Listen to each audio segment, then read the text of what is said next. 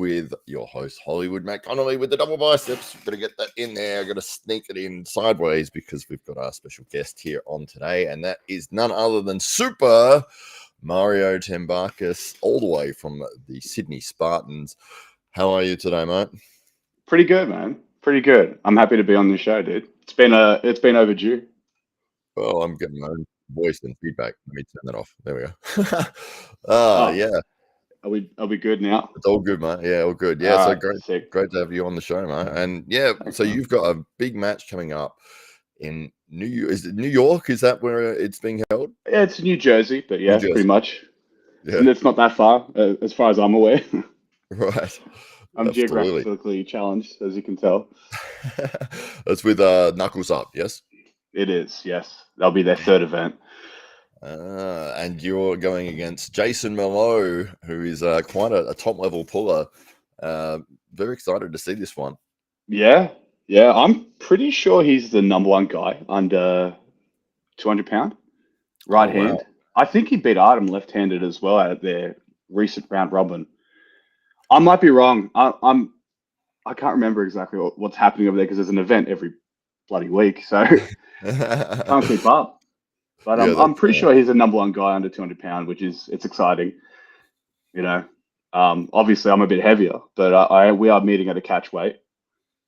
Yeah, that was one of the things. I was on the Arm Wrestling Buzz podcast a week or two ago with Jason, and we did discuss the weight. And they were like, "I don't know if Mario's going to be able to get down there." And I was like, "I'm pretty sure he's cruising down there pretty easy." Yeah, it's a slow taper. Honestly, I've gone from 112 kilo down to 105 this morning. So, and it's just trimming the unnecessary fat that I've got on my body because I like to eat. That's the problem. I love eating. That's great. It honestly feels good. Feels better that I'm lighter now. I feel more athletic. So it's actually done me a good service, to be honest. Oh, that's push great. Myself down in that weight, yeah. But I think the last few kilos, possibly the last 5, will be all water, and that's going to be the hardest part of the cut. So, good times. Yeah. So, well, how many more? What is the weight? Is it 210 pounds? 215. I think that's being about 97.5 kilo. So I've gotten down under 100 for nationals, and that was without sauna. That was just basically fasting, and that was pretty cruisy. So I think I can fast and jump in a sauna and get down there pretty easily. It's just the access to the food that I need. I'm hoping I've got that. You know, the boys are pretty accommodating. So Chris and the team, so it should be all good. Yeah, it's one of those things that people don't realize with athletes when they travel internationally, and especially if you got to cut weight, is you're getting there a couple of days beforehand, and you might still have 4 or 5 kilos that you got to do, and it's like all of a sudden your usual routine is out the window. You haven't got your normal gym, you haven't got your normal sauna, you haven't got your normal supermarket, and you're running around trying to figure out where do I get this? Where do I get that? I need this. I need a sauna. I need that. And it's like, it can be really stressful for people. It is. Yeah. But luckily the guys at Knuckles Up have already organized a sauna. Even so, I think Dalgas is going to be there just to watch me, just in case I do pass out for the last few kilos. It happens. It happens. You lose consciousness if you try to lose weight too quickly. So yeah. We've seen the big fan of MMA for the last 20 years, and I've seen many fights and fighters drop and have major issues with weight cutting. It's been a huge issue in the sport. The only place or an organization that has really implemented something that I like, that I agree with, is the One Fighting Championship in Asia, and they've got a no dehydration rule. And they'll actually test your hydration levels. Oh, nice.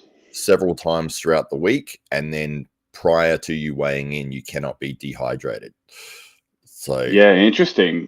So people stick to their natural weight classes, pretty much, right?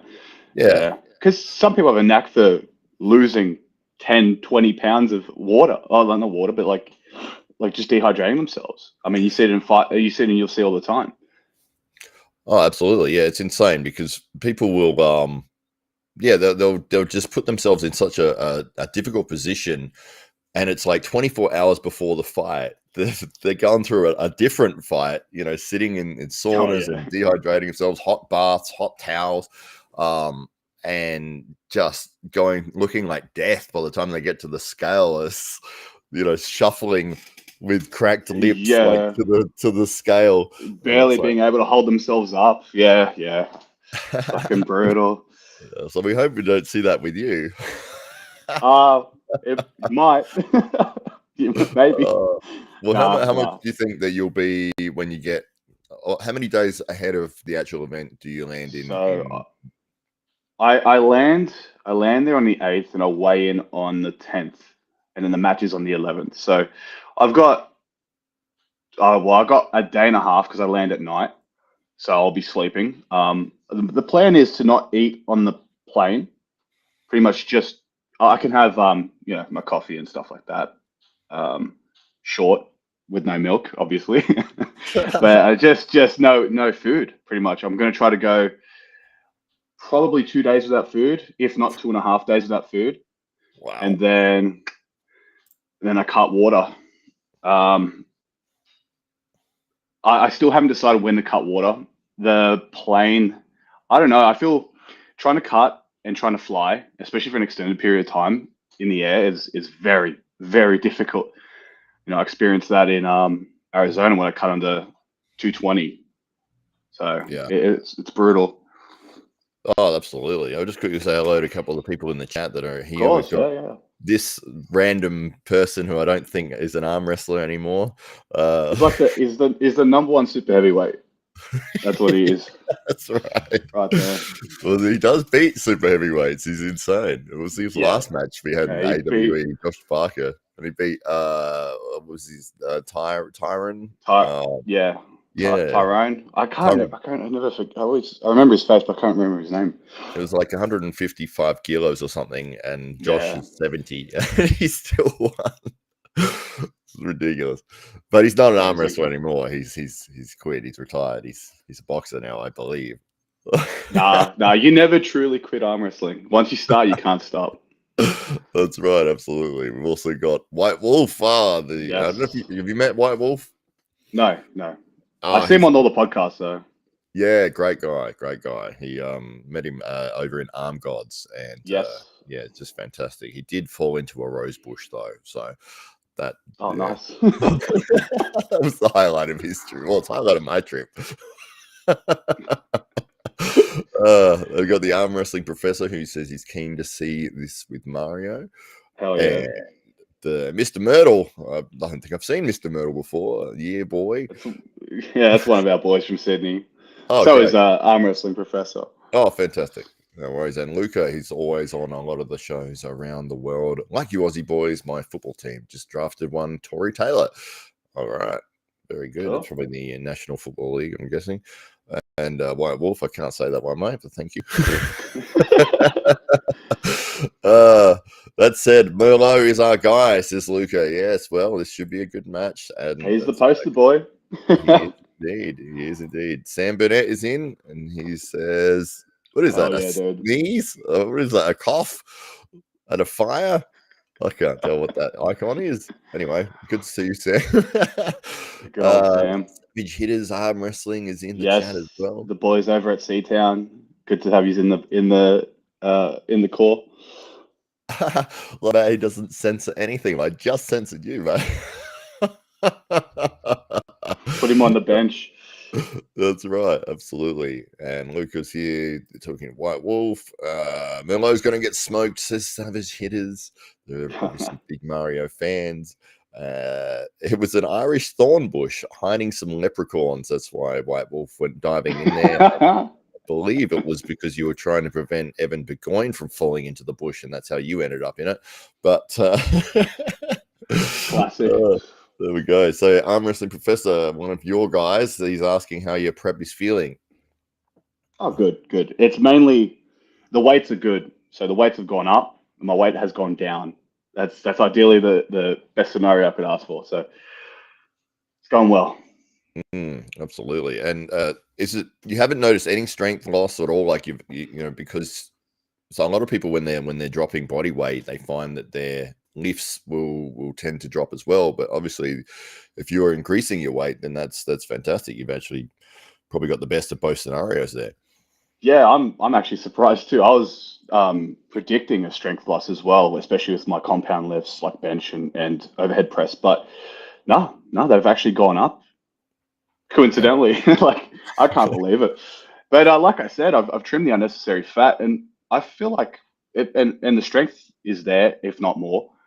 Or maybe because I feel better now, as opposed to just constantly bloated, because I have like an insatiable appetite. I just keep fucking eating, like it's impossible. But yeah, no, now that I have to control myself, I'm actually feeling a lot better.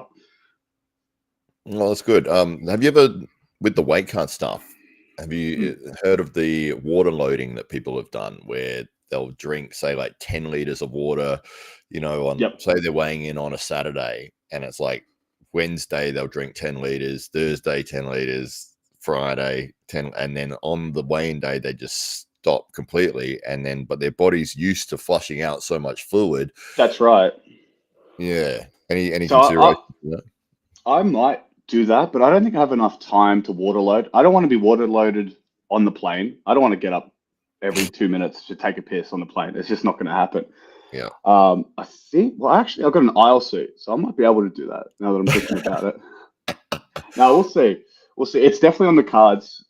If my weight isn't where I want it to be, if it's not about 102, 103, by the time by the day before I get on a plane, then I'm going to have to resort to that, I think. Or I can also salt and water load. I can cut back on the water, just increase my salt, and then just stop all that before I get on the plane. That way I can flush it out. I don't know. The timing's going to be a little bit off, so I've got to try and work that out. Yeah. Oh, absolutely. Yeah, it is a big factor, and it's almost like the big talking point is Mario's weight for this Yeah. Yeah. match. But that's the thing. If I can get down to that weight without, I don't know, without feeling like garbage on the actual game day, so I should be pretty sweet, honestly. Yeah, absolutely. Well, I mean, you're taking on an elite arm wrestler from the USA in Jason Mallow, high hand Definitely. top roller, from what I can see. Dude, he's got it all. He's got it all. He can hook. He can top roll. He's he's super technical, and he's strong everywhere. Just his match with Merlot just shows that. Mm. Sorry, with Tom Holland shows that. So Tom Holland, yes. yeah. Yeah. Well, actually, we did discuss, and this was a lot of people wanted to see this, you versus Tom Holland. Oh yeah, yeah. I'd love that match too. I love that match. But our weights are they're too different. I mean, he sits around 85 kilo from memory. It's 20 kilos of weight difference if I just decide to sit at 105 from now on. Yeah. I know. Yeah. I'm still up for it. If he's up for it and I don't have to do like a fucking dog shit cut, then I'm all for it, dude. It'll be just a death war. Surely. Yeah. Well, that's the thing. I mean, with arm wrestling, it's almost that, hey, let's just put a match together. It's just like we want to see it. Who cares if there's a weight difference? There's not that massive restriction on weight classes, especially if you're putting together your own organization super matches, and it's like you can weigh whatever you want. If you're going to be 85, it's like you're going against Mario. He's heavier. That's the deal. Like if you want the match, we all want to see it. He's a bigger guy, but it's going to be phenomenal, and we don't want to miss out on that just because you're putting a weight restriction on it. It's true. Yeah. Yeah. No, I think it'd still be a good match. Definitely. I know how strong Tom Holland is. He's fantastic. I think I watched him at the PAA Nationals or the British Nationals, and he beat pretty much everybody. I think a Dwyer possibly. If not, it was Carl Hutchinson, and I think he beat him. And I'm a big Carl Hutchinson fan. I think he's amazing. Just big, strong dude. But him beating Kyle is ridiculous. Oh, absolutely, yeah. I mean, how do you think you would go in a match with Tom? Don't know. I don't know. I'd love to see it. I have issues with like long-lived, I guess, arm wrestlers. I mean, me and Jordan Davis are a great example of that. So I'm not sure, but I'd rather break my arm than lose. So like it'll be a death war. Yeah, absolutely. Well, we saw that recently. One of your good mates, Andy Boskowski, taking down the Reacher Jordan Davis recently in a super Yes, match, yes, dominating yes. Jordan actually with the 4-0 win. And then I think they agreed to do a round where Jordan said, "I'll see if you can pin me in a top roll," and he still pinned him. Yeah. So, Andy is has got a very special style. He's like the antichrist for top rollers. Honestly, he'll clamp down on your thumb and you just got nowhere to rotate. Like you can't, you're just stuck there. Um, I know the way. I feel like I know the way to beat Andy. So so that's definitely going to be on the cards at some point. Maybe the next Grand Prix. Huh? well, well, Possibly. yeah, that was a fun event, man. We were bummed out that we couldn't have you on the show because I obviously you just got didn't the want to start. risk it. I just didn't want to Yeah, that's risk it. fair. Oh, that's absolutely fine. No, we knew as soon as because you've got to work around dates and all the rest of it, and it's like, Yeah. oh, who can we get in there? Well, who's the best guys that we could possibly get? And of course, it's like Mario Tambakis is like one of the first Cheers. names that comes Yeah. to your mouth. And then it's like, oh, and Mario's got this match in Knuckles Up. It's like, damn it. So yeah, but Yeah. obviously we'll continue to put those on, and we did see Andy put on a tremendous performance in Yeah. that. And did you watch it live or did you watch the Of the course. replay? Of course. Um, Had it live. We watched it. Me and a couple of the boys watched it live and just like we were in shock pretty much. Yeah, well, some Yeah. I huge mean, wins. I mean, I had him. I'd picked him for that first round against Mataringi Morris, I did mainly too. because well, mainly because Yep. everyone else had picked against him, and I thought, he's coming in as the underdog with nothing to lose. He's going against a 165 kilo giant, and it was like I just thought maybe Mataringi might take him lightly and be like, oh, he's number 8 seed. I'm just going to roll through him. And I thought, oh, maybe Andy will sneak in there and get a quick pin on that. Yeah, that mentality is great for obviously Andy. When you got nothing to lose, it's just like I can do whatever I want here. It's Yeah. almost empowering. So no, he did awesome. He did something I ever did once by chance. Sunk a hook on Mate. So no, it's fucking awesome, and it was a good fight too. Yeah, absolutely. And taking down one of your first opponents in AWE Brutal. in Gunter's Bykovs. Yes. Yeah. Yes, if I regret taking the top roll route with Gunters, and this is like my daily regret. I should have just hooked, man. I wasn't too happy with experimenting. I was focusing on top roll the entire prep, and I'm like, I'm gonna stick with it. Surely these wrists gonna crack. No, should have just hooked. Oh, he's a strong guy. I'm just reading this comment here from White Wolf. Of Miller course. was good. His weakness is fishing, eh? Mario, if I were you, I'd get some mackerel from the fish market, lather up my hands. Works like a charm against the fishermen. And then That White was Wolf. that was actually on the cards, White Wolf. That's right there. That's my plan. Game day. Absolutely. White Wolf says Tom is 85 kilos all day long, but he Yeah. pulls way above his classes. He's a lean machine. And Josh Yeah. Barker, Super Mario strength. That's right. He does possess Super Mario strength for sure. White Wolf says, talking to Josh. Arm Wrestling Professor says, Andy's performance against Jordan was otherworldly. Absolutely. Andy versus Mario would be iconic. Well, I don't know. I think I like the fact that both of you guys as friends, and it's like you're moving up the ranks together. I wouldn't want to see you sort of take each other down. Yeah, just save us for the finals. All right. Absolutely. Yeah. How do you think you would have gone so with that Grand Prix, if we stuck you in there, let's say you're in Andy's position. So we popped you in just for fun. And in the 8th seed, first round, Mataringi Hannah Morris, which ended up being a loss for Andy. But how do you think you would have gone with that one? This might be like a bit cocky of me to say. I think I would have won that first round. I truly do. And because I know exactly where I want to go, how I wanted to set up. Plus, with Ethan reffing, I could get away with a bit more. So I could have supinated harder, as I did as where I couldn't before at New Zealand Iron Hand. Well, that's the last time I versed Mate. So I think I would have cupped him in, and I know I have more side pressure than Andy. So I could have. I reckon I could have done it. I reckon I could have got it. Yeah.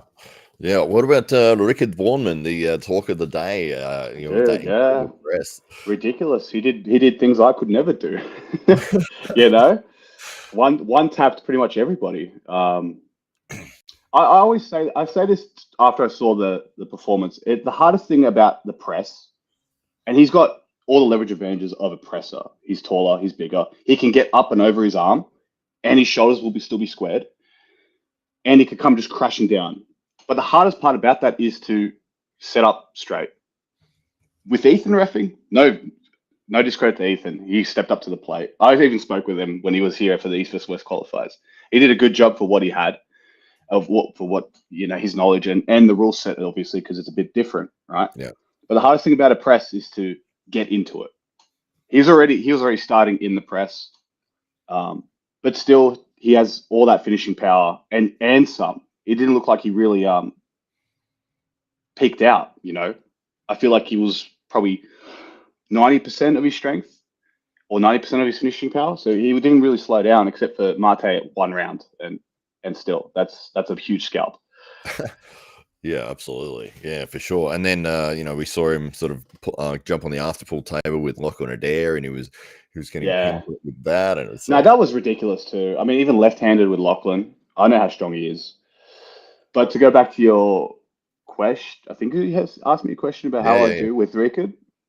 I would if I had to start like that with him on top of my arm, I'd just get those wrists flat and I'd meet him inside. I didn't see anybody try to meet him inside. So I don't know if I'd win that or not, but it would have been pretty good, I think. It would have been a good match. Yeah. Well, it was fun because we saw you faced off against Rickard in AWE number 2 here in Adelaide. And you were able to walk away with a victory there, a dominating victory. Not really. No. It wasn't that dominating. He still did awesome. In fact, he should have got one of those rounds off me as well. Looking back at it now, I think I elbow fouled quite a bit. But to be fair, he's trying to control his arm while he's applying like infinite back pressure on the setups. It's difficult to keep your elbow on the pad, dude. But all the credit to him. I think he arm wrestles way better now and more diligently. You can see his evolution too. How he's just gone from fucking amazing first year in, till now. You know what I mean? Yeah. But yeah, got to walk away with the victory. I'd say skin of my teeth, possibly. Well, that was one of the questions coming into that match, that when we were breaking it down, was Mario's got the experience, he's been around the world, he's competed internationally, he's incredibly strong, he's powerful everywhere, he knows what he's doing, and Rickard was so new in the sport then. I think he was only 6-7 months in, and it's like, okay, we understand he's an absolute powerhouse, he's got all this strength behind him, but can he access it? Is Mario going to be good enough to be able to just keep him out of that? And that's how I sort of saw the match take place, was that Rickard was trying to find his way into his strength and you were just denying him. That's essentially what was happening. Yeah, pretty much. He wanted to go backwards, I wanted to go sideways. I could push him out of his his move, I guess, or his lane. So that's how I saw it, and luckily I got the win. He did come in for that press though, but he was still he wasn't conditioned enough for it yet. So now it looks like he is. Yeah, absolutely. Yeah, that's one of the things, and you're right with the tournament, that nobody did try to meet him in the middle there. And I guess I think people were sort of surprised that it was happening. I think that they were expecting probably a top roll from him or a hook. They probably weren't like planning on defending a press all of a sudden. And then I mean, if you see someone on top of their arm, you gotta change your style. I mean, even if you're weaker than your opponent, but you counter his move, it's more your success rate's higher as opposed to your opponent. That's my opinion. But if you see it in practice, you can see it in practice too. Like could test that theory out. Yeah, absolutely. That's right. Yeah, for sure. White Wolf says, let's get Mario over to Arm Gods. It's my dream. I'd love to go. Those events look just ridiculous. No thumbtack match for me though. I'm What did you good. think about that, the overall with the thumbtack thing? I don't know. I've had like a loss of words. It was just ridiculous. Man, Uncle John getting hit in the fucking head with the beer can and then like bleeding out all over the floor for hours. Yeah, that's I don't know how I feel about that either. Yeah, it was the talk of the event, really. I know the event organizers didn't know that was going to happen. So, Yeah. yeah, it definitely added some interest to the event, but it sort of, in a way, it kind of overshadowed the amazing matches that did take place on that card. And there was 17 matches in total. So 16 Jeez. normal matches, and then the 17th was the thumbtack one. And there was some incredible guys on that card. And, we saw Ron Barth and Ryan Bowen. We saw Mindargus on the card. There was a legendary match between Matt Smith and Connor Sale. Yes, I watched that match. That match. That was ridiculous. That's a death war, a legitimate death war. Yeah. Oh, it was insane. So good. Both guys' elbows afterwards. This whole area was missing the skin. Good, yes. That's a good disclaimer. Chalk your elbows, everybody. Chalk your elbows. I don't think it would have helped these guys in that. They were both in that. Probably not. Just led to some sort of infection. That's right. But it was funny because Connor halfway through left the room. Like, he just walked off. And it was like, what's going on? Like, he threw up, eh? Yes, he went to throw up. Hell yeah, dude. Well, we didn't know what was happening. Like, the audience didn't get told. Like, we should have been like a halftime report. Just followed him to the bush.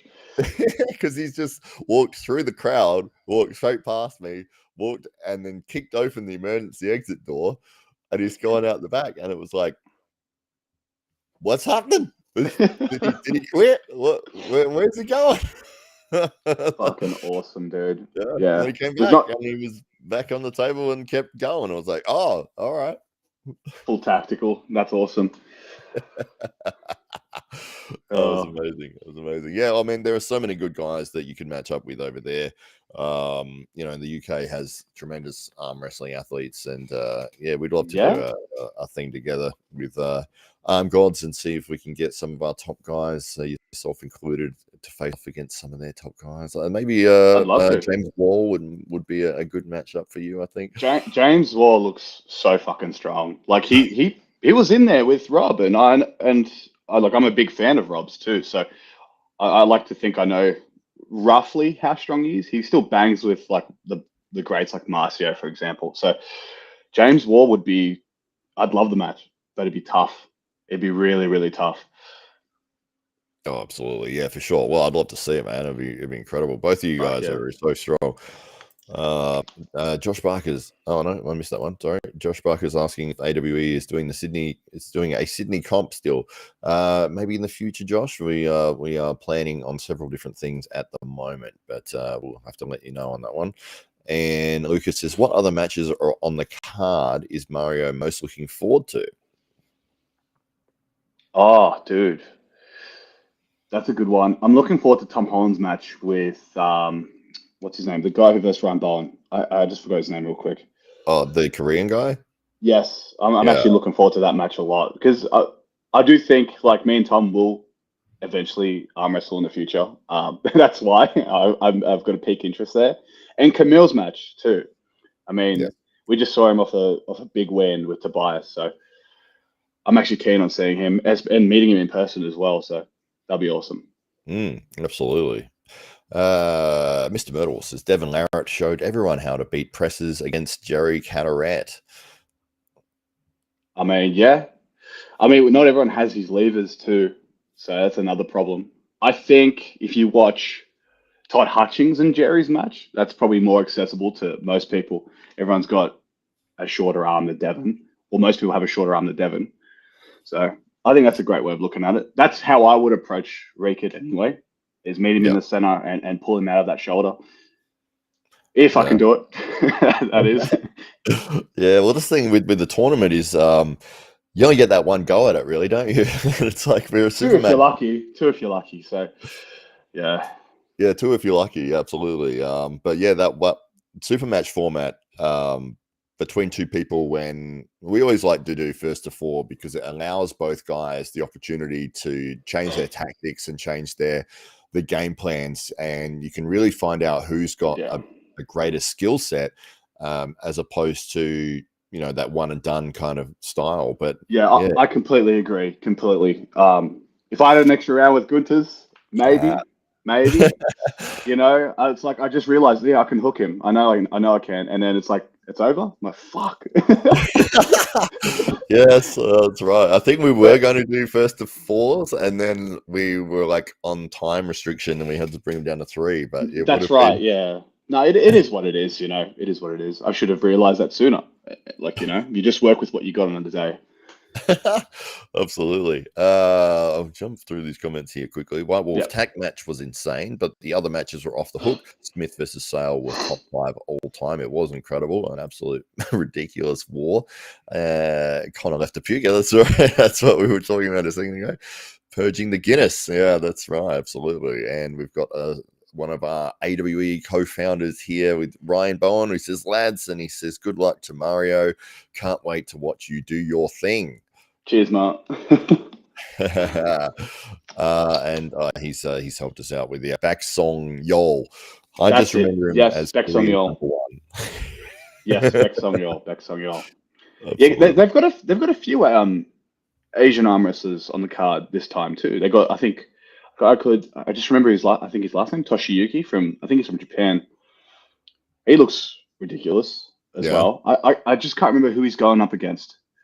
The card's huge, by the way, so I'm looking forward to that match because I do plan on visiting Japan at some point, hopefully close to the end of this year. So I'm hoping I can maybe get a match with him, depending. Like, we'll see. That'd be incredible, man. Absolutely. Well, the more matches that you're in, the more I'll keep watching because I love to see you arm wrestle. It's so powerful. Is that? I mean, I remember talking to you about this in Adelaide at AWE1, and it was like you just had this natural strength, and then obviously your training on top of that has enhanced all of that. But did you find that you, like with arm wrestling when you first started it, were you just sort of naturally a strong guy, or did it take a bit of time to build that? If I look back at it and think about it objectively, yeah, I was very strong when I started, very very strong. There was only 4 guys in the club when I started in 2016, and Oz was still, I think he was winning 90 kilo championships at that time, and I got on the table with him, and it was quite fair, first time ever. We were quite close, so I'm like, all right, and I was 90 kilos at the time too, so. And then 3 months later, I started pinning him regularly on the practice table. Then Adam, it was 6 to 8 months later. My timeline's a bit skewed, but yeah. And then I started beating Adam, who was the super heavyweight champ at the time, or it might have been Doug, but he was either second or third. So, and then I Wow. started pinning him. So, if I look at it objectively, yes, I think I was strong to start with. I just had a natural gift for it. Yeah, did it come from like a background of were you like doing labor work as a teenager or something, or you just No, look, I was athletic as throughout high school, so I started obviously pretty much straight out of well, not straight out of high school, a year after high school, but throughout those years, I did all sorts of sports, did some gymnastics, so I think that's what really strengthened my hands. Mm. Um, and then I was in the gym since I was 15, so I guess it was that helped as well. Mm. Yeah. Absolutely, yeah, oh, for sure, man. This is a crazy thing. Is that I think the first thing that people realize when they grip up with you is how bloody strong you are. Cheers. Yeah, and I've said this a couple of times, but it always makes me laugh whenever I see it. This footage, the afterpull footage of you just pitting people over and over while you're talking to somebody else and drinking a beer at the same time. Oh yeah. So good. Because Those all of were it, the like days. everyone Yeah. here in Adelaide is still sort of rising through the ranks and trying to enhance our skill set. And I think we're getting up there, but I still think we're behind on the eastern states. But for us, it was Well, step one to increase your strength as a club is to get members and yeah, who all have the drive or the same motivations. So once that happens, it's exponential. It's going to be quick growth, I think. So I reckon, because I've seen how many people go to your club now. It's ridiculous. yeah, man, it was awesome. We had a really big night on Sunday. I managed to. I thought, "Oh, I'll grab the camera and turn it around so everyone can see Yeah, actually how many people are in here." And we had 7 super matches that night as well, which was just awesome. crazy. People just kept coming up, "Oh, we wanna have a match." I'm like, "All right." And then after that, "Oh, we wanna have a match too." You're like, That's "Okay." awesome. People just wanting to have matches on a regular basis. That's clear growth, and Yep, it all starts with the mind and want and the want to do it. Or yeah, absolutely. Yeah, for sure. It's going well, but, I remember when you were here, it was, for us, you were like 10 levels above where we were. And it was just funny for all of us to jump on and just realize just how bloody far away we were from nah. the top level. But No, everyone feels strong in the practice table. I think if you could just refine your starts, you're right there, and you can get there quickly. yeah, I think we've improved a lot since then, but it was a great opportunity to get on the table with some of the strongest guys in the country, and that was surprising because when we ran that, it was the Real Cup here, and it was just after COVID or during COVID or something when I don't think Yeah. there'd been a competition for quite a while, and Yes. so everyone was keen to get on the table, and we had some of the best guys. Like looking back at it, it was like, man, some of the absolute best guys in the country were at that tournament, and Yeah, yeah. that was a good tournament. Yeah, yeah. All right. The lightweights, you had Sam. I think Sam was there. Yes, Sam was definitely there. You had Taran. Oh wait, was Taran there? Actually, I'm Yeah, not even going to try to remember. That I was reckon he was. so I long think ago. absolutely. Yeah, I think he was. I think he was trying to pin everyone, in the after pool as well. Yeah. Oh, of course. Yeah. I'll see if I can bring Yeah. up the chat here on the screen so we can see what all these comments are. Oh, no, it's not gonna do it that way. That's fine. Ryan Bond says, he was 101 kilos when I faced him. I think he's talking about, Baek Sung Kao, whatever Back his from name. your, back from Baek your Sung Yeol. Yeah, sorry. Uh, 101. I mean, he looks short too, so he looks super muscular and compact. right. And Yeah. apparently his walk around weight is 95 kilos. So I there you go. still couldn't keep his hand with you. So Marcus that's Thompson, pretty good. owners of Arm Gods and an absolute legend. Yes, I think Marcus. that it would be a clean sweep for Tom against Baek Sung Yeol, but I guess we'll find out. So it's not far away, man. How much longer? It's what, next week, 2 weeks? I think it's 12 days from my match. Oh, sorry, 13 days from my match. I get an extra day because I get to fly over and I go back in time essentially. Yep. So 13 to 14 days. Nice. Yeah, it is confusing with that day change, isn't it? Because when I It flew to is. Ireland, like I left on Tuesday, and I flew for 2 days, and I got there, it was Tuesday. It was Tuesday. Yeah, it's such a trip out. It was insane. And then the opposite when you come back, Oh you yeah, gain you gain 2 days. You gain that. Yeah, that's right. You gain a day or 2 days in my case from leaving from New York. it. Absolutely. Ryan asks, will Tom top roll or hook? I hope he hooks. I hope he Yeah. hooks. It's gonna be a good match. Yeah. Yeah. Well, Ryan did say that his match with Baek Sung-yeol was the most painful match he's ever experienced because Yeah. of the way that it ended up. He was in a position where all of the weight was on that inside elbow, and he was like, "Oh, I'm just gonna have to trust my elbow here, and I hope it holds up." And round after round, he was like, "It's still together. I'm hoping that it's gonna stay like that." Yeah. Yeah. In those, I remember seeing Ryan in those positions. I'm thinking it's gonna be bucking. It's gonna be tough on those elbows. It's right out extended out like that. It's like I don't know. Stop arse and lifting. Start JM pressing. Like it'll fix your elbows. Don't worry. I have My heard that. advice. Yeah. Well, a lot of the guys in the club do the JM press. They're big fans of it. Yeah. Yeah. Ryan Bowen asks, Mario, have you declared your tactics or is it a secret? I'll give you a little hint. I'm just going to go straight side. If you're good enough to stop me, you're good enough to stop me. I mean, I'll deal with whatever happens after. Yeah, You that's know, right. it's like if you stop me, oh well, then we start arm wrestling. Absolutely. Yeah, Jason Malone, no easy match, man. I mean, how did this one come up together? Did Knuckles Up just reach out and say, hey, we've got someone? And you said, who is it? And they said, Jason Malone. And what was your first thought? So I think they contacted me after Florida. So they saw my Florida performance. So that was decent. I won the 242s on the right hand after like a close death war with Dane Sellers on. Yep. Coming up from the B side too. So I think it was impressive, you know. Yeah. And then they said, hey, we'd like to give you an opportunity to verse our guy, Jason Milo. Are you interested? I'm like, of course. Yeah. I'm like, and then I said the weight discrepancy.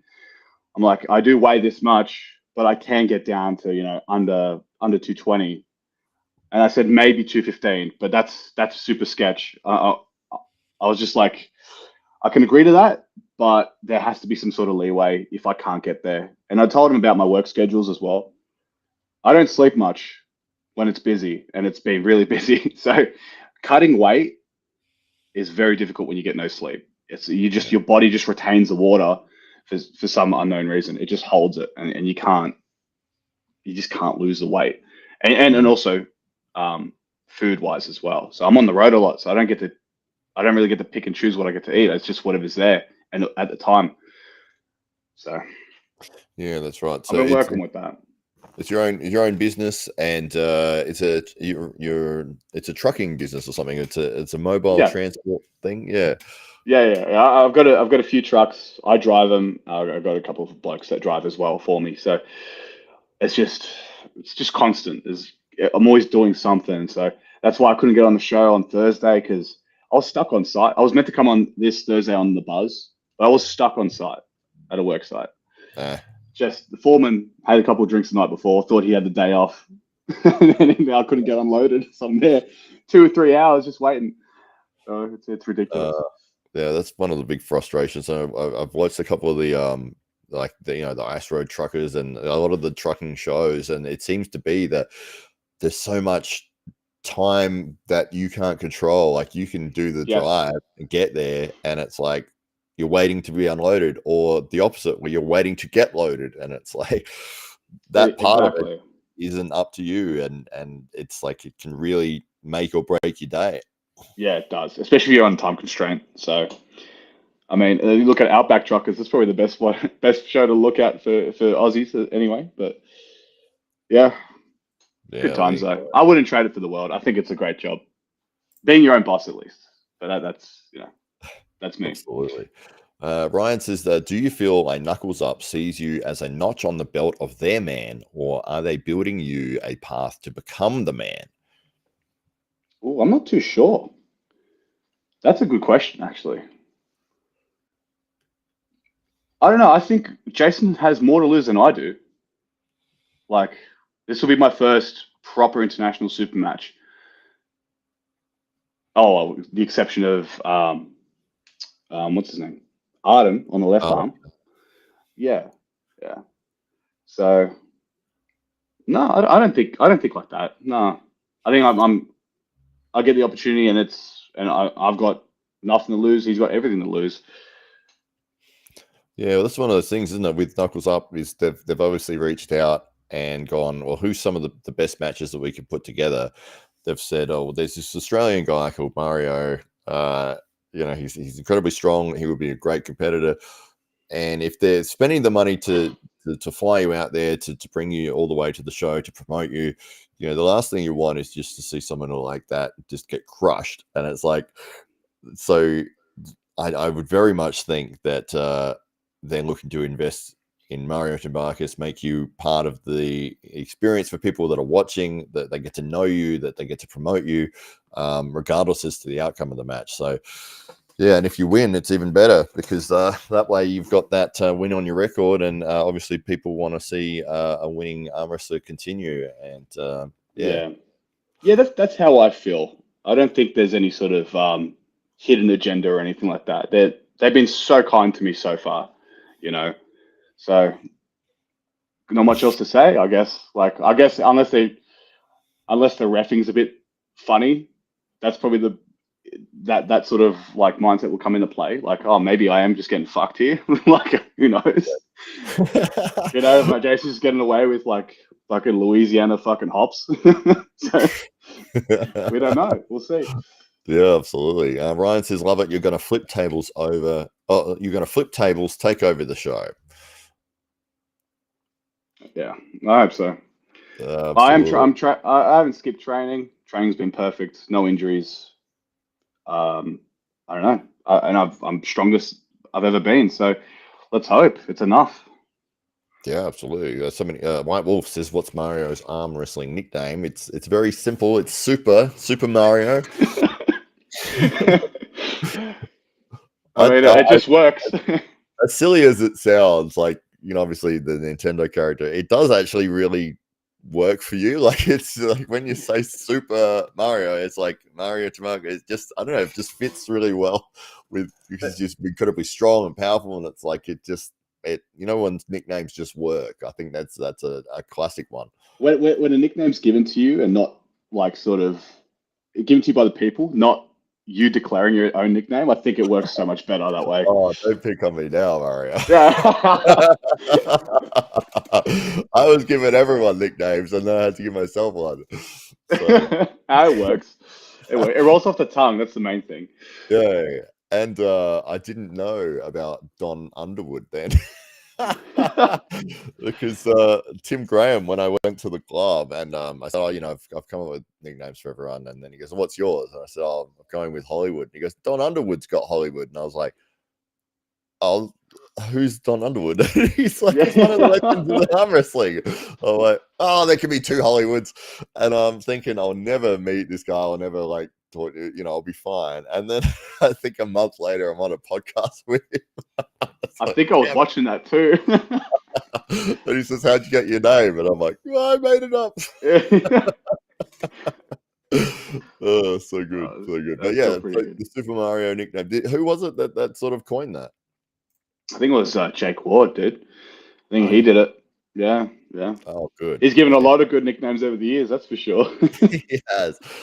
We've got one of the guys in Adelaide whose nickname is now Buddy Cop Robert. I like that. That's pretty good. Even though his name's Alex. That makes it 10 times better. It does. It's because I thought his name was Robert for months. He never corrected me. And then when he entered the tournament, he's filled out his form, and I looked and I go, "Why did you write Alex?" And he's gone, "That's my name." And I was like, "Right, of course." And then I was going to Jake, and then throughout the tournament, because Alex has this 80s cop moustache. Nice. And then he became the Body Cop, and then it was Buddy Cop Robert. So yeah, that's one of my favorite ones. And that's going to stick for the rest of his life. Oh, absolutely. It's yeah, done. for sure. I've already done a t-shirt for him and everything. Nice. Anyone in your club got some fun nicknames? Not really, eh? Maybe the only person I can think of is Lachlan Carpenter. We just give him every racial slur under the sun as his nickname. So he's got about 50. None of them you can say on here. Exactly. That's about it, though. Eh? I can't think of anybody else. I think we just give, like, over time, we just shorten their first name and that's their nickname, I guess. Yeah. It's funny though, because you've got some of the top guys in the country there. You got Josh Barker, you got Adam Laura. No nicknames for them though, and I think we were trying to come up with one for Josh when we were in Queensland. I can't remember what we came up with, but I don't know. It's just because he's gone so long without a nickname. It's like to add one in now is kind of like especially if it was something like the Assassin or something. It's like no. Yeah. It just doesn't work, right? I mean, something might come up, someone might just say some some sort of nickname off the cuff, and it might just work. Yeah, absolutely. Uh, Yeah, just waiting for the day. the giant killer or something. We were so Yeah, disappointed that we didn't get to see the Indian guys come over here to face off against Josh. yeah. And Rahul and him would have been a great match. oh, absolutely, yeah, for sure. It's some visa buddy problems that prevented that from happening, but maybe we'll Yeah. see it in the future. But yeah, Oh it'd be yeah, amazing. surely. Absolutely, yeah. Yeah, so Adam Laura. So yeah, Lachlan Carpenter, he obviously competed in the AWE tournament as well. Unfortunately, wasn't able to pick up a win there. I know he did have an Hmm. injury going in. Yeah, he did that with me actually. Oh, it's Like, nice. but it was perfectly self-sabotage. It wasn't. I didn't sabotage it. No, we were pushing weight because it was getting closer to the comp, and he heard just a couple clicks come out of his shoulder. He's like, "Oh, what was that?" Well, let's just see your side pressure real quick, and he had zero side pressure that day. Uh, So it was definitely a rotator cuff injury. It's going to take time to work through it, but that's part of an arm wrestler's growth. We all go through injuries. Like, I'm constantly have shoulder issues, and my style doesn't help that. But I'm working through them, trying to get them stronger, and so I don't have any issues in the future. But yeah, I can completely understand how he feels. I've been there. I've competed with a bad shoulder, and it's horrible. It's so frustrating. You can't put any sort of power down, any sort of side pressure, and then all of a sudden your back pressure gets. As soon as you go off center, your back pressure sort of gets skewed, and because ultimately becomes a bit of side pressure as well to maintain that. So his style. It's all about that. yeah, A reverse absolutely. top roll. Yeah, no, he was sort of doomed as soon as he heard those clicks, but still buckled up and went to comp and tried. So credit to him. Yeah. Oh, absolutely. Yeah, this thing is, when you're putting your arm down on the table for a super match, most guys are carrying some sort of injury. Uh, Exactly. yeah, and it's difficult to be at 100%. And as I said before, like you've got the travel, you've got other things, especially if you're going international. There's so many factors that are working against you. By the time you actually get to the table, it's not as if you've just turned up at your club and you're ready to go. It's like you've had all these other factors there, as well as maybe pre-existing injuries, or maybe even injuries that happen in the match, and then you got to keep going. Yeah, exactly. Especially tournament, you just have no idea like what could happen. One bad match could screw you for the rest of the tournament. That's Especially right. happens early. Bowen Contato says back pressure has left the chat. Yeah, it's all about side, dude. Still uh, couldn't get that either. Marcus Thompson says, I heard a rumor some boy called Hollywood slipped in at the end of the day and beat everyone. Oh, at the AWE. Yeah, well, there is a secret, and I did write this in the video there, Marcus, to beating all the top guys in Australia. You wait 7 hours until after, like, they've been on the table and then they've had lots of drinks and they're exhausted, and then get on with them when you're completely fresh and you might have a chance. That's vulturing 101 right there. Absolutely, absolutely. And they see me in the corner in every video just waiting. Oh, not yet. No, not yet. Let it cook. Let him cook. That's right. That was great to get on with. That's one of the things that I love about doing the AWE, is that we get to meet a lot of these guys that internationally and in Australia as well, and New Zealand, people that maybe I would never meet before, and especially get on the table with them, and to be in a room where we're in Lachlan Adair's back shed, and there's Lachlan Carpenter, there's Lachlan Adair, there's Ryan Bowen, there's Brett Coots, Andy Boskowski, and we're all just jumping on the table back and forth with each other, and it's like, this is incredible. Oh, and Ryan Scott was there as well. Yeah. It's like one of the best training Yeah. sessions you could ever imagine. No, that's good. Arm wrestling does bring people together, which is honestly why I stuck with it for so long. And all of a sudden, I just fell in love with it. That winning is nice, but that factor as well is where I get to meet people I would never meet otherwise. And internationally as well. So one of my best friends lives in Arizona. His name's Tim Yeah. Talmadge. I would have never met him otherwise. You That's know? right. Yeah. So the big tournaments that they're running over there, Arizona and in Washington as well, I believe, Yes. they have huge tournaments that they run, Yeah. with what was it, like 600 to 1,000 competitors or something? I think Washington had 350-ish competitors signed up. Yep. So that was Washington. Arizona was close to 400 Nice. competitors. Yeah. Yeah. Um, Amazing. and that's split amongst pros and amateurs as well. So Right. Oh, absolutely. Yeah, for sure. But huge tournaments, and that's the ones that you went over and competed in recently. Um, So yeah, yeah, how did it go? So originally, when you first went over there, was it just you picked a tournament in the USA and said, "Hey, I want to pick for this, and I'm going to go over and just train for that one and go for it." yeah. So me and Lachlan Carpenter, we decided in 2021 to like, yep, let's go to the US, let's go compete, let's just see how it is. And we picked Washington State, and we got in contact with Armed Sports Entertainment or Tim Talmadge, and he just said, "Yep, just show up. I'll give you all the details. This is the hotel. This is that. This is this." I'm like, "All right, cool. Super easy to understand." So we booked our flights, got there, and yeah, I mean, he weighed us in early, which was nice. Then he took us out for a couple of drinks the night before. Just fucking self sabotage You right mean you there. took him out for a couple of drinks? It almost ended that way. Yeah. And then yeah, we competed the next day, and I don't know, it was good. That was just after I think Australia relaxed their laws in terms of international travel. You still had to do a bunch of you had to get the two fucking COVID shots, Oh yeah, and then you got to get this like pass as well, like this international pass. So we did all that shit just to get out of the country because we got to the point where we've been at home for the last 6 months. We need to do something. This is fucking insane. yeah. And people was we still couldn't congregate. I think we couldn't bring more than 5 people together at that time. Mm, Still, right? But we could. wow. But anyway, besides the point, we went over there. We did all right. We both came third in our weight class. I think actually I came third in the super heavyweights. I think for some reason, and I came third in my actual weight class. So I was doing back-to-back classes like an Yes. idiot. I shouldn't have done that, but yeah, got a couple of decent wins.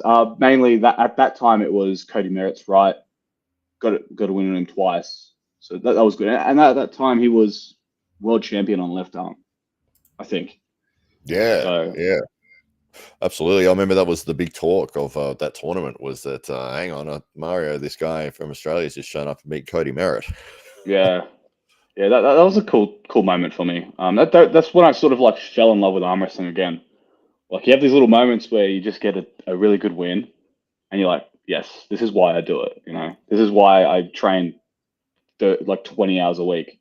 You know, just have this one moment. I mean, it's cool. Anyway, I'm talking like philosophical here. Oh, that's right. No, I know what you mean. Yeah, people will flow in and out, especially with one of these sports where it does take such a toll, physically, because the Yeah, movements and the wrist and everything is so unnatural for day-to-day life that, you're always going to be facing, wrist pain, elbow pain, shoulder pain, back pain, this, that. And it's like some days it would be like, is this worth it? Is this worth all the pain that I'm yeah, suffering through? yeah. I see. When I started, I think I'm a bit of a masochist. Like I loved it. I trained through the pain. Just kept doing it. Went to the gym straight after practice.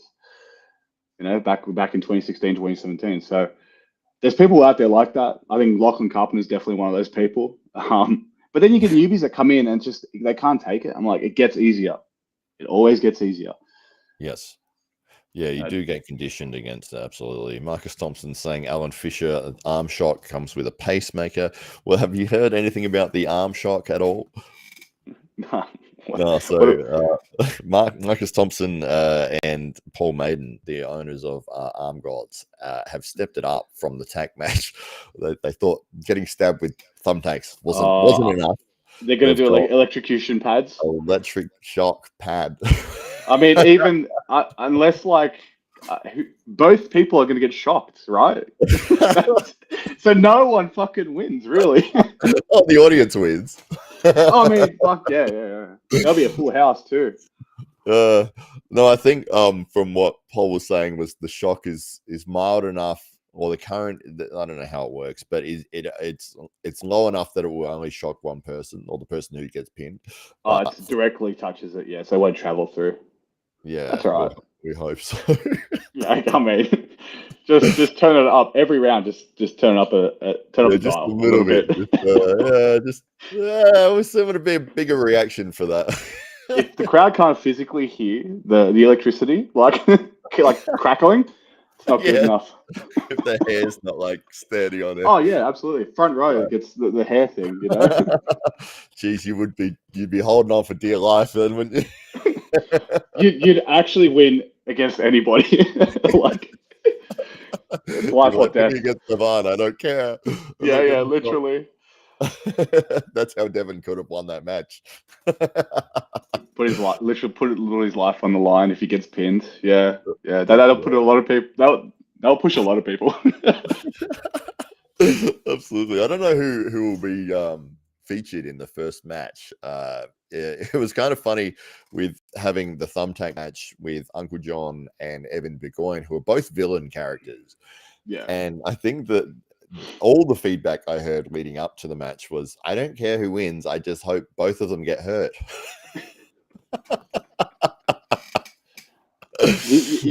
It should be like if you want villains, get Ryan and Uncle John left-handed. Yes. Surely Yeah, that'd be a great match. it would. Yeah. He's Well, just got to start training his left hand. Ryan's left is not at that caliber though. You sure? It's pretty. I'm still up playing his left because His left. there's a lot of traumatic memories with his left. I think Really? he's pinned me more on his left than his right, if I remember correctly. Wow. Okay. Yeah, but Yeah. we're talking like 2016, 2017 now, Yeah. so a long time ago. I think he hasn't trained his left in a few years. He got beaten by Tim Graham here on left in the Adelaide in the T series. Okay. And injured his elbow, and he said, that's it. I'm not doing left anymore. Well, maybe Ryan and Uncle right-handed. That might work. Yeah. Unless they want to get like Chris Gobby out of the woodworks. Everyone would love to see him get fucking shocked. I mean, haven't heard from him for a while, actually. Okay, fair enough. Yeah, but well, that's the thing is, I think if you've got a hero and a villain, it always plays better than two villains. Yeah, because two villains, and it's like we want both of them to lose. You know? When you've got a hero and a villain, obviously you want the hero to win. If you've got two heroes together, that's where it's like, it can really be, well, you've got to pick against somebody. It's almost like, if you happen to go for two football teams and they play each other. yeah. No, I get you. No, that's awesome. I wonder who's on the list for that sort of match. Yes. Yeah. Well, curious to know. It'd be your hardcore guys. It'd be all those guys that love doing that sort of thing. Yeah. So yeah. Evan Burgoyne's, Uncle John's, Chris Cobby maybe. Yeah, I don't think RVJ was keen. I think he thought it was kind of silly. So did Ron Barth. He wasn't happy with it at all. But hey, at least it's something different. We'll trying new things is never harmful. So unless it's like drugs. So we'll as many of those as you like. Yeah. But I think change is always good. So yeah, I mean, why as not? you said, it was something different. I like the fact that they left it till the very end, and it's like, hey, there's 17 matches on the card, 16 of them as normal arm wrestling super matches. The very last match on the card is the thumbtack match. If you don't want to watch it, then you're free to turn it off, or you can leave. You don't have to be here. Yeah. Yeah. So everyone was there. I mean, that's a great compromise. Just to try new things out. So I think they did a good job with that. Right. Absolutely. Marcus Thompson says that for the electric shock match, we want somebody over the age of 60. We want an RIP. Well, Ron is over 60. I don't think he would do it, though. But he also says that Ron stood on a chair to watch. There you go. Mr. Myrtle says, Mario, who from the East would you like to have an international match with at an East versus West card? Oh shit, that's a fucking great question, dude. Mm. I don't know, eh? I keep thinking I'm not even close to their level because they dedicate their whole life and they start at a young age, especially with the elite guys. So I'm not too sure. I guess if I do get the opportunity, I just let Engen decide. Whatever, I'll be happy just to be there. So I want to earn that spot, So we'll see. Yeah. You'd be in the 105 kilo class? Yeah, depending on how this weight cut goes, I could possibly get to 95s as well. So we can always test that out. Right. Yeah, Yeah. 95. Jeez. Ooh, I don't know. It'd be rough, but if I find this cut easy and if I respond well with the sauna, I think I usually do anyway from memory, but we'll see, I guess. Like if I just shed my body water, if I shed my water quickly and easily without much of a fight, then yeah, I could probably get down to 95s consistently. Yeah. Have you had to what's the biggest amount that you've had to do before in a weight cut? It was 11 kilos. Oh my I did God. I did 11 kilos in. Well, I was tapering my weight down for 2 weeks, and then I just did fasting and a little bit of sauna, and I got down to 11 kilos within 2 weeks. Wow. That's fast. That's surprising. It was hard, but still got through it. And the main thing was I recovered really well from it as well. So just made sure I ate the right foods and drank a lot of Gatorade when I weighed in. So just to refuel. Yeah. Absolutely, get the electrolytes going. What about by the time you got into the position where you had to jump in the sauna and do the water, how many did you have to get off at that point? I think it was about 4 kilos. 4 kilos. God. So it was what was I doing? It was because I have a sauna at my gym, so just get on the treadmill, pretty much fucking jumper, long pants, 2 pairs of socks just to warm up the body, and then sweat it all out, jump in the sauna, get the rest of it out, towel off every couple minutes, or every 10 minutes, I think. Yeah, it's a process. It works. Oh, how many times have you jumping in and out of the sauna? 4 or 5 times. And were you 4 or 5 not times. were you going, don't put me back in for the last ones? Because it was me alone, so I was Oh, like, I have to do this, I have to do this, I have to do this, and just went in there. yeah. Yeah. Oh, so you hit the weight, you hit the scale, and then how long was it once you got to the weight before you actually got to get on the official scale? Oh, once I got the weight, so it was pretty much 12 hours, I think. So Oh. I made weight, and then I'm like, all right, now I just got to fucking relax and trying to think Yeah. about water or food. Did you do And the then ice cube thing? Did you suck on ice yeah, cubes? yeah, Yeah. I had to. Otherwise, I'd just be coughing like a maniac because I'm just dry, fully dried out. So it was good. Weighed in at I think it was Aussies the day before nationals, and bang, all good. Awesome. No, I just remember in the UFC they had Vanderlei Silva was cutting weight for a thing, and Dana White went to see him backstage, and Vanderlei had this bag of ice, and he was just like face was in it, and he's gnawing away at this bag of ice, and then Dana's watching it for a few seconds, and then Vanderlei puts his head up, and Dana goes, "Can I get a bite of that?" Fucking hell. So good. Honestly, the things we do just to get to weight. Yeah, absolutely. Yeah, for sure, man. Oh, it's insane. But yeah, you're on track for Jason Mallow. And it's going to be in a couple of weeks at Knuckles Up in May New 11th. Jersey, Yep. May 11th. Yeah. So very excited to see how you're going to go there. I think we might give it another couple of minutes here. We'll see if anyone wants to ask any last minute questions to Super Mario Tambakis. Is it Tambakis or Tambakis? That's my question. They're both correct. Okay. It's whatever feels right, you know. Yeah, feels fine. I've always said Tambakis, and then I heard Jake Ward saying Tambakis, and I was like, am I saying it wrong? Nah, they're both correct. And then I heard Paul Italia say Mario. Every all the Americans they say it like that. Like just call me Muzz. It's easier. And then it's like Muzz. Muzz. Fucking kills me every time. How did you go with Paul Italia? Because he's said that he's a big fan of yours, that he's met you a few times, and he's very much a fan of Mario Tambakis. Yeah. He's good. Well, we met at Washington. Really gracious guy. He let us come back to his place for the after party and drinks, and no, it was good to sit down and chat with him as well. Saw him out of his cowboy hat and sunnies. Saw him in a hoodie, which was fucking awesome. Never forget that.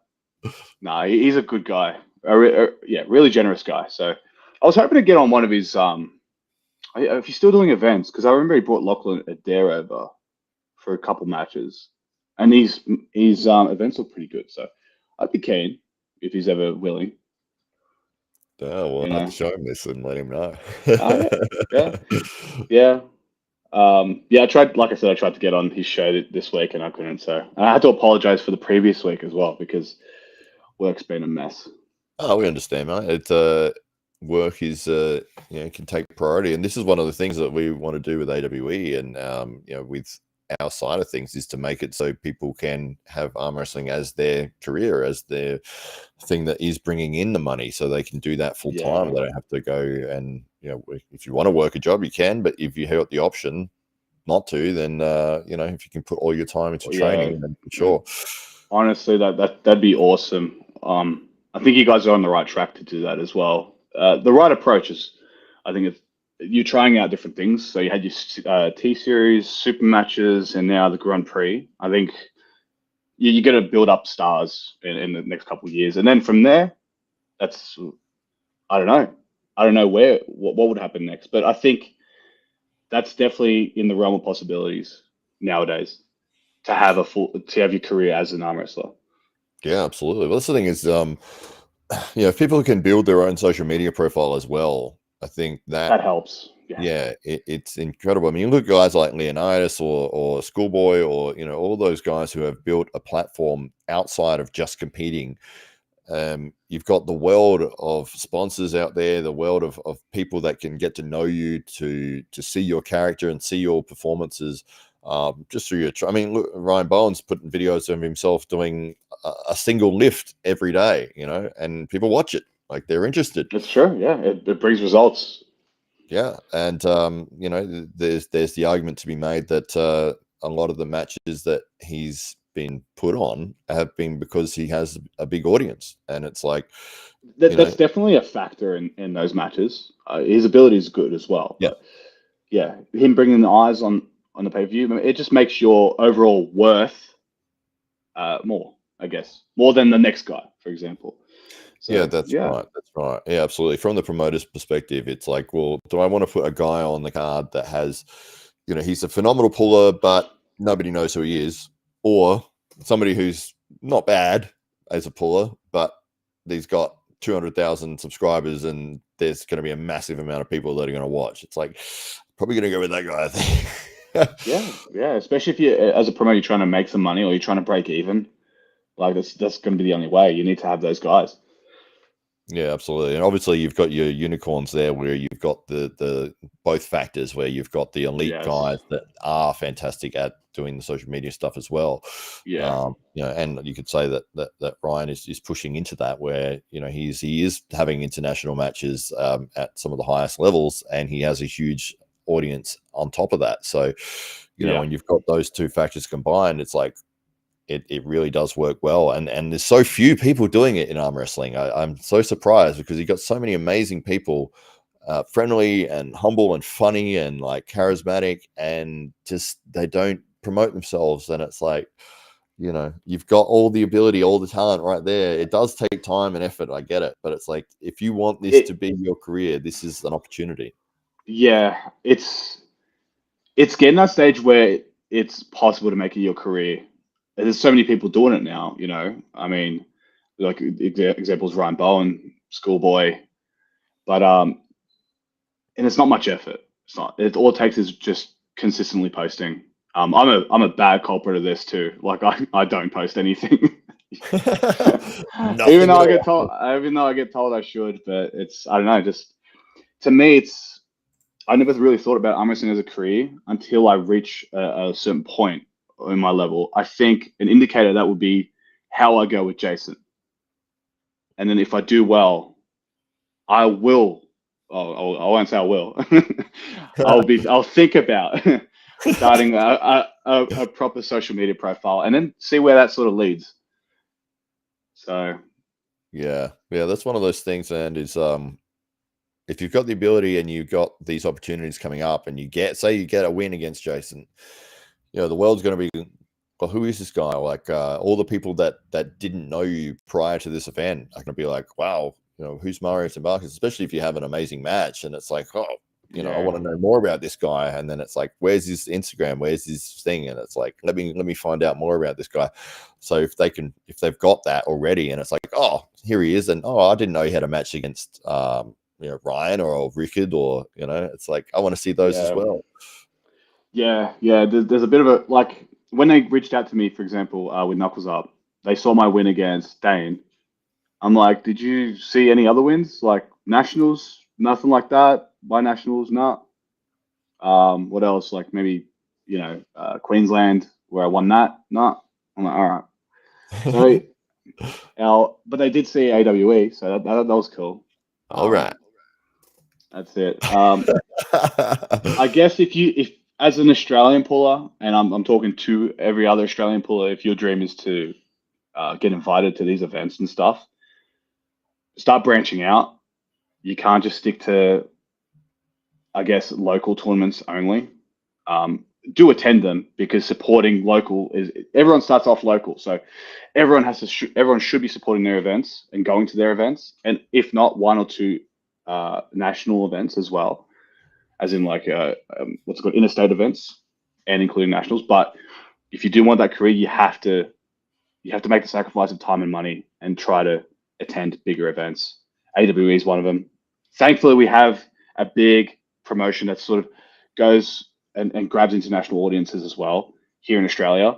If not, try to take yourself over to the US. I think it's a great opportunity. I took a team over there last year to Washington State. Dude, we all fucking killed our classes. We all came back with golds. Gary came back with 3 fucking golds. That's a great example. He just won East West qualifiers in the 85s. Like, I'm surprised he hasn't got a match yet, because he has great. He arm wrestles well, and he has great battles. You know what I mean? But clearly, it's not enough. Well, that's right. I mean, to get noticed. Yeah, well, yeah, like you said, you just got to keep at it, and having those kind of performances, it does just keep adding and adding and adding until maybe somebody does see one of those, and then they go, oh, who is this guy? I want to see more of him. Has he done anything else? And then, oh yeah, here's him winning nationals. Here's him winning the qualifiers. Here's him winning. And you're like, oh, why have I never heard of this guy? He's done so many things. Exactly. You just need like a single great performance, but it has to be, it has to be either overseas or at a promotion that grabs overseas attention. So yeah, that'll be the pathway for people willing to go, to have a chance of getting invited, I guess. Well, that's me. I've only been invited twice now, so. Oh, but you've been invited. That's the difference, though, and it's only because you went over there yourself. You spent the money, the time. You brought a team together, and you went and competed and did fantastically. Yeah. I forgot what the question you asked me at the start was. I just went off a tangent. No, that's fine. I love it. That's what's fun about doing podcasts, is you can go anywhere you like with a conversation. Yeah. Marcus Thompson says, Mario, I know you love a beer like myself. Please get my drinking buddy Mindaga Stalkers sideways drunk the night before. It really makes him perform. Dude, if I don't have liver failure by the end of that night, I know I've done something wrong.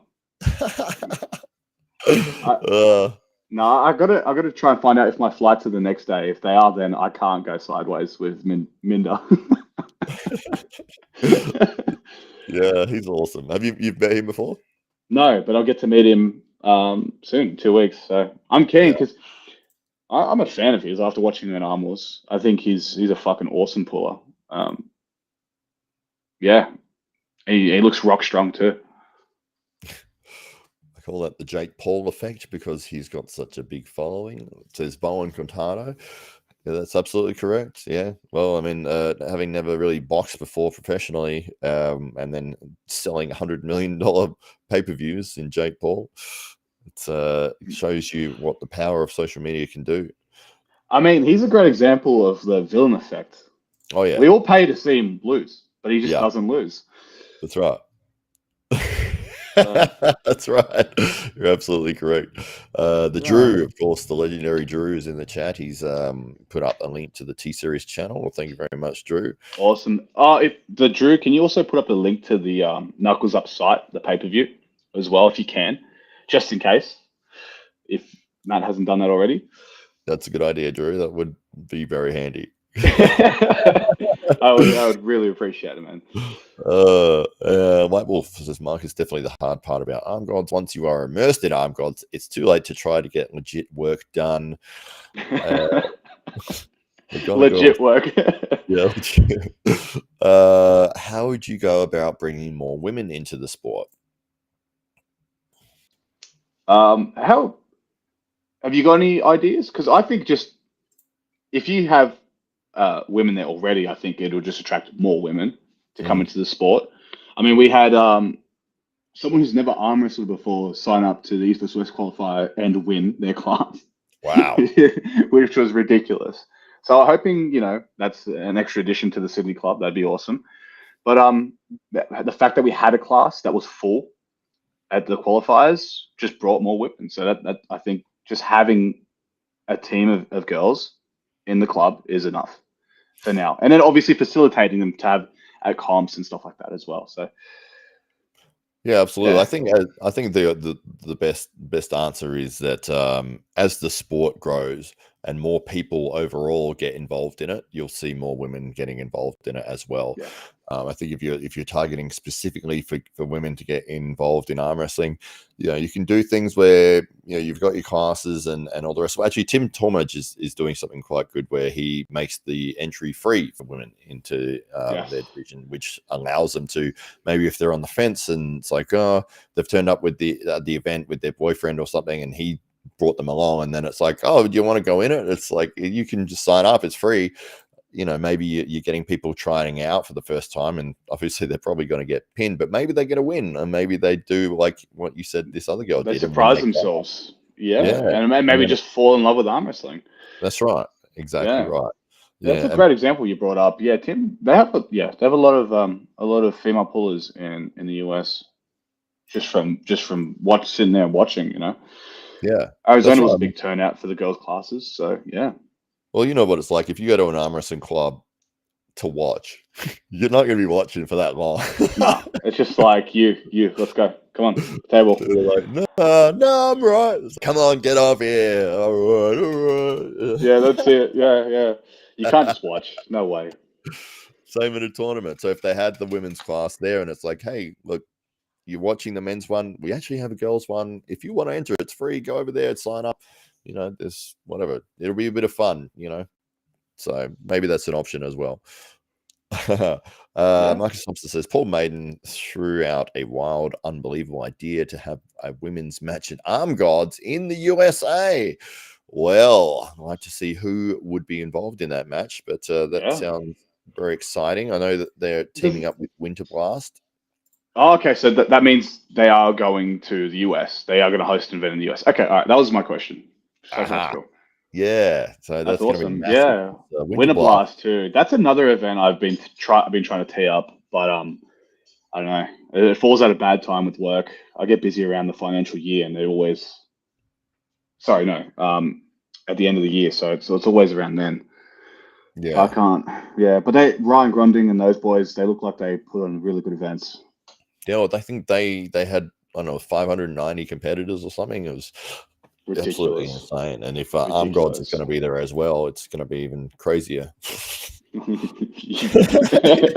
Definitely crazier, that's for sure. McGonagall says, "I just want more people. I'm even against."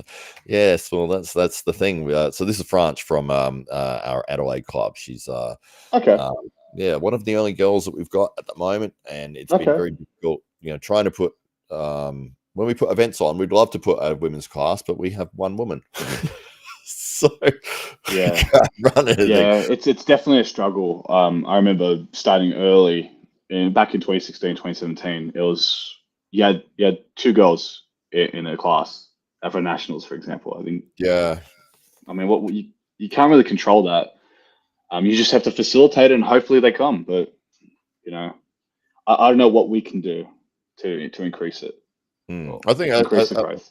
this is the thing that I saw with MMA's growth when the UFC was building and it was rising. Women were not involved in fighting and grappling and all that at that Mm. level. They weren't that they are now, especially. But as MMA became globally popular and started going through the roof, you saw more and more girls getting involved in it, and that's where you saw Ronda Rousey and that they were winning outside of the UFC. And then a lot of people kept saying to Dana White, when are you going to bring the women in? Are you going to bring the women in? And he kept saying they're not at that level yet.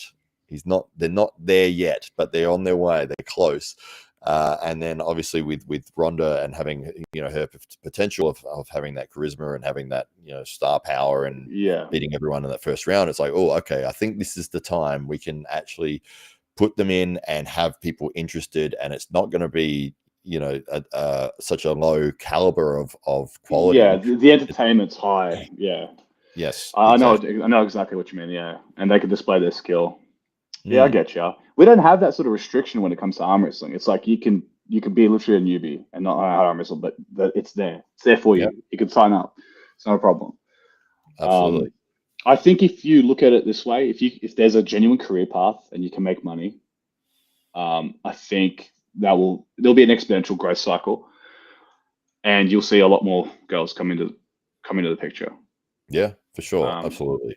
just gonna Yeah, take a and if bit of time. you've got 600 people turning up for an event, a lot of those guys are going to be bringing their family, their friends, their Yeah, girlfriends, and it's like now you've opened up the world to a lot more people that may be thinking about jumping on the table. yeah, exactly. Bon Cantano asks, "Are you competing in nationals this year, Mario?" Probably not. Probably not. And the reason why is I might have a match at the end of the year, around November. So Oh, we'll see. So we'll see. well, maybe. But I'll still be there to help out and set up and do all that sort of stuff because grassroots, you can't forget where you came from. So you got to help out. I remember you helping us out enormously with the Oh yeah, AEW yeah, events, and yeah. Of yeah, course, man.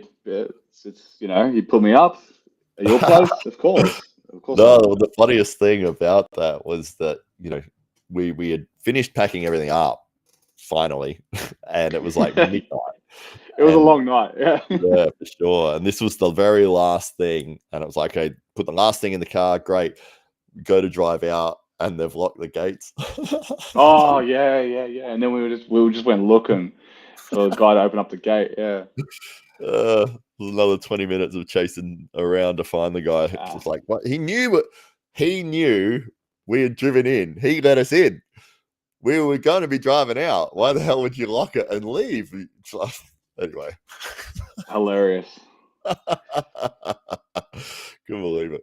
There we go. I'll finish up. We've got a couple of last minute questions here. Arm wrestling professor, what's he have to say? Once you get to a threshold number, they keep coming back. We now have 3, and they've been coming pretty consistently. That's fantastic to hear. Yeah. Is he at Sydney Spartans or? So no, he's at Newcastle. That's Jacob Johnston. Oh, is it? There you go. Yes. There you go. The man who does the rankings. Yeah, that's a tough job. It's a That is. very, very tough job. Still, I think they're as close as they can be. The Elo Yeah. system is a bit rough, just because I still think Ryan Scott is number 1 on right hand to this day. So, well, you can't do much about that, you know. Yeah, well, it's one of those things when you put rankings together and you put them out because everyone's going to be upset at something, you Yeah, know. you can't please everybody, especially with that sort of stuff. Yeah, for sure. But I think he does a good job, and he doesn't get paid for it. He does it completely voluntarily. So That's exactly right. Yeah, yeah, so well and done and to you. they're the most up to date as well. So Yeah, that's right. regardless of, and if you don't want to lose your ranking, show up to tournaments. That's right. That's right. Yeah. Or send Jacob $50. I think he's up the. I think he's up the fee now. I think it's. I Has think he? it's 70. Oh no! Is that why I'm not on there? Yeah, That yeah, and probably. I suck. Oh, that's great. All right. So yeah, we'll finish up there, I reckon. No Any worries. last minute things that you wanted to pop in, Mario? We're obviously looking forward to your match coming up at Knuckles Up on May 11th, and Thank you. incredible against Jason Merlot in USA. And yeah, it's his right hand first to 4. I think it is first to 4, but we have a 3 foul system too, so Ah, there's also that. So the matches might go on forever. Really, good. we're just Actually, yeah. elbow fouling, 2 fouls each. We still have the last one, and then one match could last fucking 15 minutes. So you never know. One round might last 15 minutes. So That's right. That's right. Absolutely. Well, I say a big thank you to Mario Tambakis, and we say thank you to everybody in the chat. And yeah, we awesome. will talk